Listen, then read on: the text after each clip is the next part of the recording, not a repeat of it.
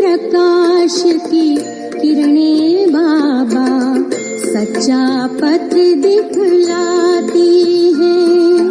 तेरे प्रकाश की किरणें बाबा सच्चा पथ दिखलाती हैं। इस दुनिया की सारी बातें ठीक सी पड़ जाती हैं। इस दुनिया की सारी बातें ठीक सी पड़ जाती हैं। तेरे प्रकाश की किरणें बाबा सच्चा पथ दिखलाती हैं।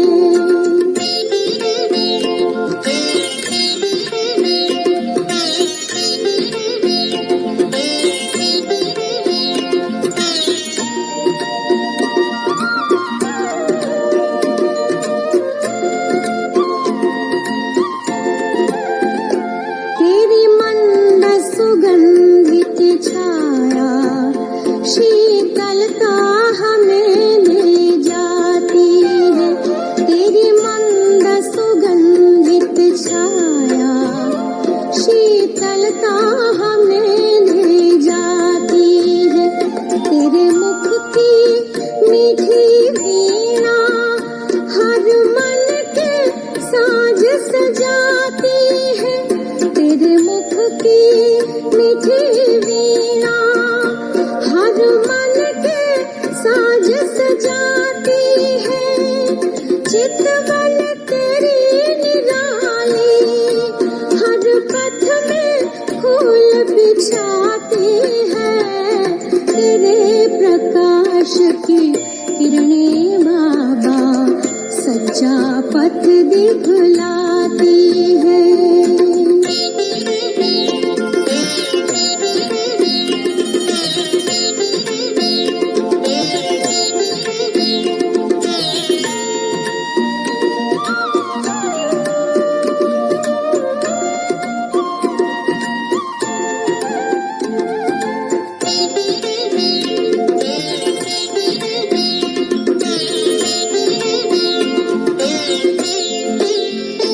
तेरी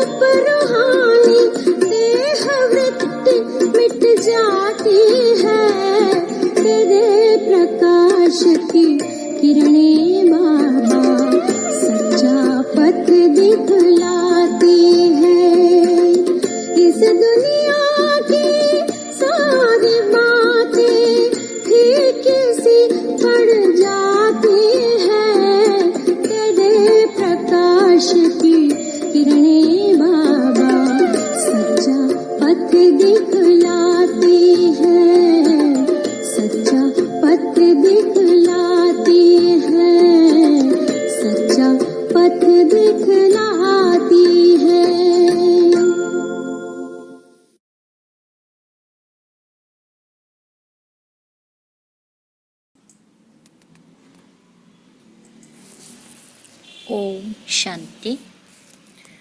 आज 22 दिसंबर 2020 की साकार मुरली है। ज्ञान सागर शिव बाबा बोले, मीठे बच्चे, अभी बाप द्वारा दिव्य दृष्टि मिली है। उस दिव्य दृष्टि से ही तुम आत्मा और परमात्मा को देख सकते हो। प्रश्न पूछा बाबा ने, ड्रामा के किस राज को समझने वाले कौन सी राय किसी को भी नहीं देंगे। ड्रामा के किस राज को समझने वाले कौन सी राय किसी को भी नहीं देंगी। उत्तर में बाबा ने बताया, जो समझते हैं कि ड्रामा में जो कुछ पास्ट हो गया वो फिर से एक्यूरेट रिपीट होगा, वो कभी किसी को भक्ति छोड़ने की राय नहीं देंगी। जब उनकी बुद्धि में ज्ञान अच्छी रीति बैठ जाएगा, समझेंगी हम आत्मा हैं, हमें बेहद के बाप से वर्षा लेना है। जब बेहद के बाप की पहचान हो जाएगी तो हद की बातें स्वतः खत्म हो जाएंगी। ओम शांति। अपनी आत्मा की स्वधर्म में बैठे हो। रूहानी बाप रूहानी बच्चों से पूछते हैं, क्योंकि ये तो बच्चे जानते हैं एक ही बेहद का बाप है जिसको रूहों कहते हैं। सिर्फ उनको सुप्रीम कहा जाता है। सुप्रीम रूह या परम आत्मा कहते हैं। परमात्मा है जरूर, ऐसे नहीं कहेंगी कि परमात्मा है ही नहीं। परम आत्मा माना परमात्मा, ये भी समझाया गया है, मूझना नहीं चाहिए। क्योंकि 5000 बरस पहले भी ये ज्ञान तुमने सुना था। आत्मा ही सुनती है ना। आत्मा बहुत छोटी सूक्ष्म है, इतना है जो इन आँखों से देखा नहीं जाता। ऐसा कोई मनुष्य नहीं होगा जिसने आत्मा को इन आँखों से देखा होगा। देखने में आती हैं परंतु दिव्य दृष्टि से, सो भी ड्रामा प्लेन अनुसार। अच्छा समझो, कोई को आत्मा का साक्षात्कार होता है जैसे और चीज देखने में आती हैं। भक्ति मार्ग में भी कुछ साक्षात्कार होता है तो इन आँखों से ही वह दिव्य दृष्टि मिलती है जिससे चैतन्य में देखते हैं। आत्मा को ज्ञान चक्षु मिलती है जिससे देख सकते हैं। परंतु ध्यान में भक्ति मार्ग में बहुत भक्ति करते हैं तब साक्षात्कार होता है। जैसे मीरा को साक्षात्कार हुआ, डांस करती थी, बैकुंठ तो था नहीं, 500-600 बरस हुआ होगा। उस समय बैकुंठ था थोड़े ही। जो पास्ट हो गया है वे दिव्य दृष्टि से देखा जाता है। जब बहुत भक्ति करते करते एकदम भक्तिमय हो जाते हैं तब दीदार होता है, परंतु उनसे मुक्ति नहीं मिलती। मुक्ति जीवन मुक्ति का रास्ता भक्ति से बिल्कुल न्यारा है। भारत में कितनी ढेर मंदिर हैं। शिव का लिंग रखते हैं, बड़ा लिंग भी रखते हैं, छोटा भी रखते हैं। अब ये तो बच्चे जानते हैं, जैसी आत्मा है वैसे परम पिता परमात्मा है। साइज सब का एक ही है। जैसे बाप वैसे बच्चे, आत्माएं सब भाई भाई हैं। आत्माएं शरीर में आती हैं पाठ बजाने, ये समझने की बातें हैं। ये कोई भक्ति मार्ग की दंत कथाएं नहीं हैं। ज्ञान मार्ग की बातें सिर्फ एक बाप ही समझाते हैं। पहले पहले समझाने वाला बेहद का बाप निराकार ही है। उनके लिए पूरी रीति कोई भी समझ नहीं सकते। कहते हैं वो तो सर्वव्यापी हैं। ये कोई राइट नहीं। बाप को पुकारते हैं, बहुत प्यार से बुलाते हैं। कहते हैं बाबा आप जब आएंगे तो आप पर हम बारी जाएंगे। मेरा तो आप, दूसरा ना कोई। तो जरूर उनको याद करना पड़े। वे खुद भी कहते हैं, हे बच्चों, आत्माओं से ही बात करते हैं। इसको रूहानी नॉलेज कहा जाता है। गाया भी जाता है, आत्मा और परमात्मा अलग रहे बहुकाल। यह भी हिसाब बताया है, बहुत काल से तुम आत्माएं अलग रहती हो, जो ही फिर इस समय बाप के पास आए हो, फिर से अपना राजयोग सीखने। ये टीचर सर्वेंट है। टीचर हमेशा ओबीडिएंट सर्वेंट होते हैं। बाप भी कहते हैं, हम तो सब बच्चों का सर्वेंट हो। तुम कितना हुज्जत से बुलाते हो, हे पतित पावन, आकर हमको पावन बनाओ। सब है भक्तियाँ, कहते हैं हे भगवान आओ, हमको फिर से पावन बनाओ। पावन दुनिया स्वर्ग को, पतित दुनिया नरक को कहा जाता है। ये सब समझने की बातें हैं। ये कॉलेज अथवा गॉड फादरली वर्ल्ड यूनिवर्सिटी है। इसकी एम ऑब्जेक्ट है मनुष्य से देवता बनना। बच्चे निश्चय करते हैं, हमको ये बनना है। जिसको निश्चय ही नहीं होगा वो स्कूल में बैठेगा क्या? एम ऑब्जेक्ट तो बुद्धि में है। हम बैरिस्टर व डॉक्टर बनेंगी तो पढ़ेंगी ना। निश्चय नहीं होगा तो आएंगे ही नहीं। तुमको निश्चय है, हम मनुष्य से देवता, नर से नारायण बनते हैं। यह सच्ची सच्ची सत्य नर से नारायण बनने की कथा है। वास्तव में ये है पढ़ाई, परंतु इनको कथा क्यों कहते हैं? क्योंकि 5000 बरस पहले भी सुनी थी, पास्ट हो गई है। पास्ट को कथा कहा जाता है। ये है नर से नारायण बनने की शिक्षा। बच्चे दिल से समझते हैं, नई दुनिया में देवताएं, पुरानी दुनिया में मनुष्य रहते हैं। देवताओं में जो गुण है वो मनुष्य में नहीं है, इसलिए उनको देवता कहा जाता है। मनुष्य देवताओं के आगे नमन करते हैं। आप सर्वगुण संपन्न हो, फिर अपने को कहते हैं हम पापी नीच हैं। मनुष्य ही कहते हैं, देवताओं को तो नहीं कहेंगे। देवताएं थे सतयुग में, कलयुग में हो ना सके, परंतु आजकल तो सबको श्री श्री कह देते हैं। श्री माना श्रेष्ठ, सर्वश्रेष्ठ तो भगवान ही बना सकते हैं। श्रेष्ठ देवता सतयुग में थे, इस समय कोई मनुष्य श्रेष्ठ है नहीं। तुम बच्चे अभी बेहद का संन्यास करते हो। तुम जानते हो ये पुरानी दुनिया खत्म होने वाली है, इसीलिए इन सब से बैराग है। वो तो है हठयुग सन्यासी, हठयुगी सन्यासी। घर बार छोड़ निकले, फिर आकर महलों में बैठे हैं। नहीं तो कुटिया पर कोई खर्चा थोड़ी लगता है, कुछ भी नहीं।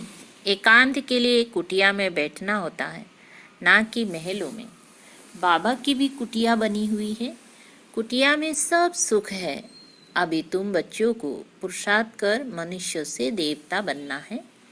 तुम जानते हो ड्रामा में जो कुछ पास्ट हो गया वो फिर से एक्यूरेट रिपीट होगा। इसलिए किसी को भी ऐसी राय नहीं देनी है कि भक्ति छोड़ो। जब ज्ञान बुद्धि में आ जाएगा तो समझेंगी हम आत्मा हैं। हमको अब तो बेहद के बाप से वर्षा लेना है। बेहद के बाप की जब पहचान होती है तो फिर हद की बातें खत्म हो जाती हैं।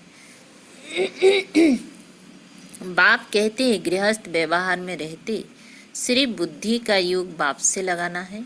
शरीर निर्वाह के लिए कर्म भी करना है। जैसे भक्ति भी, भक्ति में भी कोई कोई बहुत नौंधा भक्ति करते हैं, नियम से रोज जाकर दर्शन करते हैं।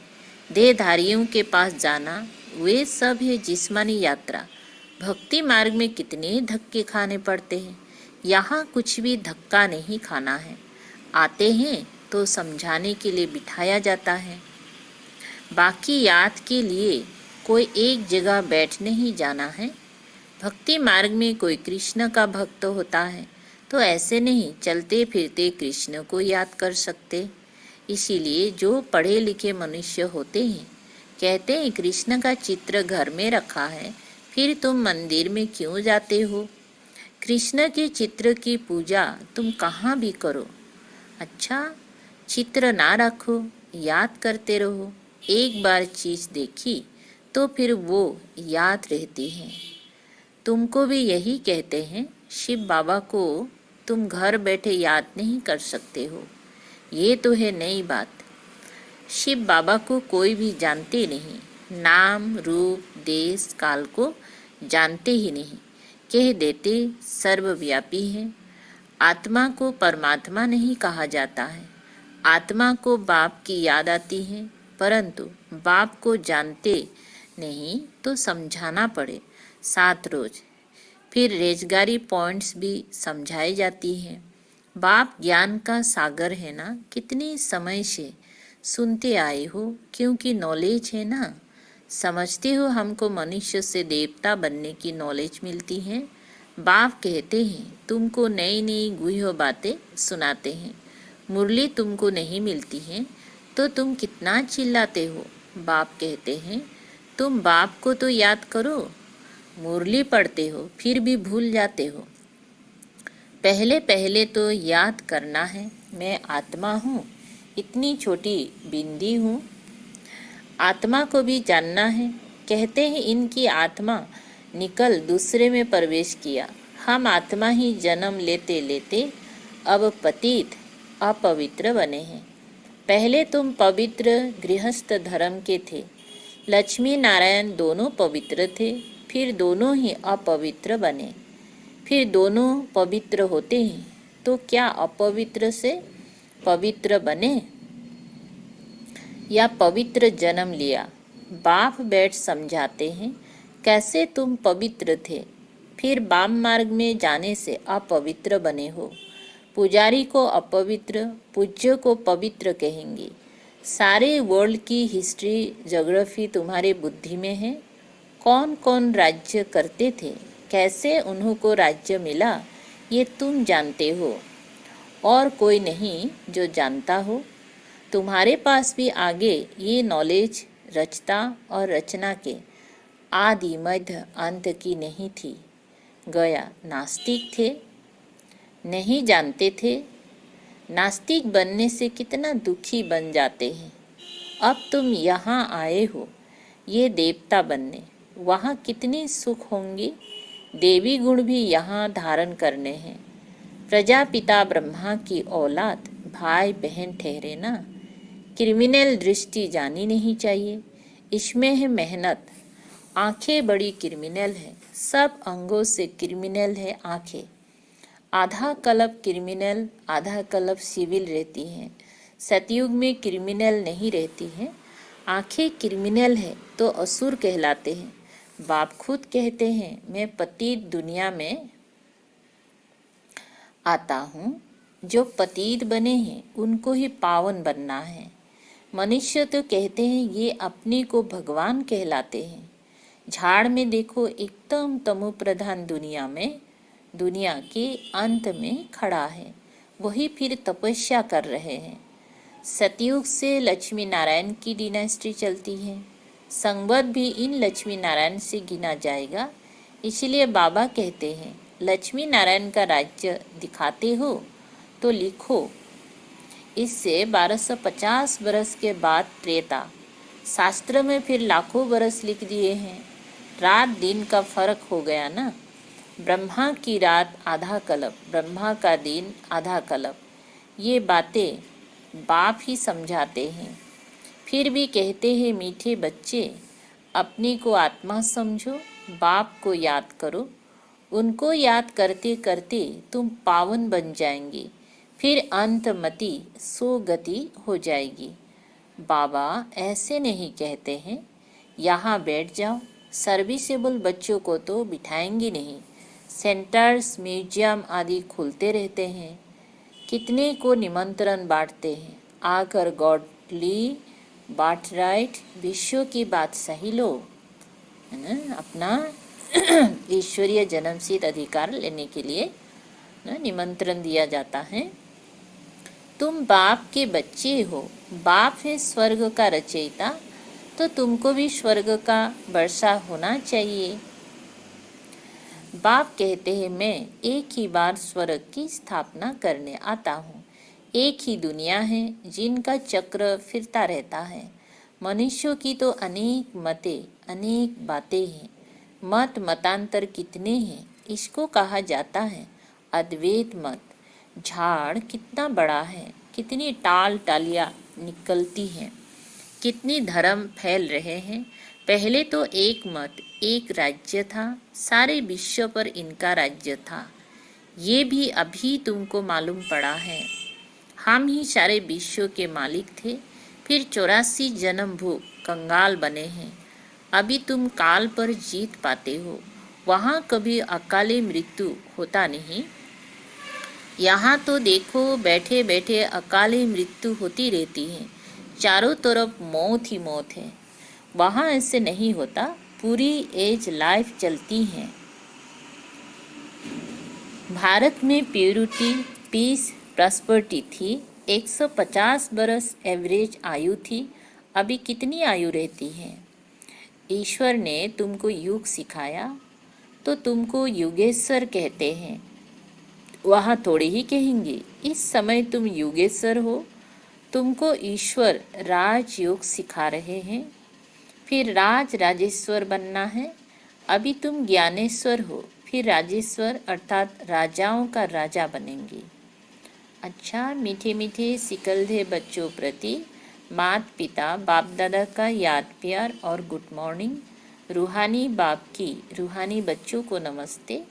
हम रूहानी बच्चों की रूहानी बाप दादा को याद प्यार, गुड मॉर्निंग और नमस्ते नमस्ते। शुक्रिया बाबा, शुक्रिया। सार है 1 नंबर, आँखों को सिविल बनाने की मेहनत करनी है। बुद्धि में सदा रहे हम प्रजापिता ब्रह्मा के बच्चे भाई बहन हैं, क्रिमिनल दृष्टि रख नहीं सकते। 2 नंबर, शरीर निर्वार्थ कर्म करते बुद्धि का योग एक बाप से लगाना है। हद की सब बातें छोड़ बेहद के बाप को याद करना है। बेहद का सन्यासी बनना है। आज का मीठा वरदान है, सदा अतीन्द्रिय सुख के झूले में झूलने वाले संगम युग की सर्व अलौकिक प्राप्तियों से संपन्न भव। स्पष्टीकरण है, जो बच्चे अलौकिक प्राप्तियों से सदा संपन्न हैं, वो अतीन्द्रिय सुख के झूले में झूलते रहते हैं। जैसे जो लाडले बच्चे होते हैं उनको झूले में झुलाते हैं, ऐसे सर्व प्राप्ति संपन्न ब्राह्मणों का झूला अतीन्द्रिय सुख का झूला है। इसी झूले में सदा झूलते रहो। कभी भी देह अभिमान में नहीं आना। जो झूले से उतरकर धरती पर पांव रखते हैं वो मैले हो जाते हैं। ऊंचे से ऊंचे बाप के स्वच्छ बच्चे सदा अतीन्द्रिय सुख के झूले में झूलते, मिट्टी में पाँव नहीं रख सकते। स्लोगन है, मैं त्यागी हूँ। इस अभिमान का त्याग ही सच्चा त्याग है। मैं त्यागी हूँ, इस अभिमान का त्याग ही सच्चा त्याग है। अच्छा, ओम शांति।